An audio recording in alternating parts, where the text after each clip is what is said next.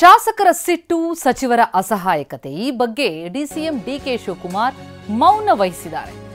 ಯಾವುದಕ್ಕೂ ಪ್ರತಿಕ್ರಿಯೆ ಕೊಟ್ಟಿಲ್ಲ. ಸದಾಶಿವನಗರದ ನಿವಾಸದಿಂದ ರಿಯಾಕ್ಷನ್ ಕೊಡದೆ ತೆರಳಿದ್ದಾರೆ ಡಿಕೆಶಿ. ಡಿಸಿಎಂ ಡಿಕೆ ಜೊತೆ ಒಂದೇ ಕಾರ್ನಲ್ಲಿ ತೆರಳಿದ್ರು ಸಹೋದರ ಡಿಕೆ ಸುರೇಶ್ ಕೂಡ. ಅಧಿಕೃತವಾಗಿ ಯಾವುದೇ ಸರ್ಕಾರಿ ಕಾರ್ಯಕ್ರಮ ಆಗಲಿ ಸಭೆಯಾಗಲಿ ಯಾವುದೂ ನಿಗದಿಯಾಗಿಲ್ಲ. ಖಾಸಗಿಯಾಗಿ ತೆರಳಿದ್ದಾರೆ ಡಿಕೆ ಸಹೋದರರು. ಜೊತೆಗೆ ಈಗ ಆಗ್ತಾ ಇರುವಂತಹ ಬೆಳವಣಿಗೆ ಕುರಿತಂತೆ ಏನು ರಿಯಾಕ್ಟ್ ಮಾಡಲಿಲ್ಲ. ಮೌನ ತಾಳಿದ್ದಾರೆ ಡಿಸಿಎಂ ಡಿಕೆ ಶಿವಕುಮಾರ್. ಕಾಂಗ್ರೆಸ್ ಶಾಸಕ ಬಿಆರ್ ಪಾಟೀಲ್ ಅವರೇ ಸರ್ಕಾರದ ವಿರುದ್ಧ ಆಕ್ರೋಶ ಹೊರಹಾಕಿದ್ರು.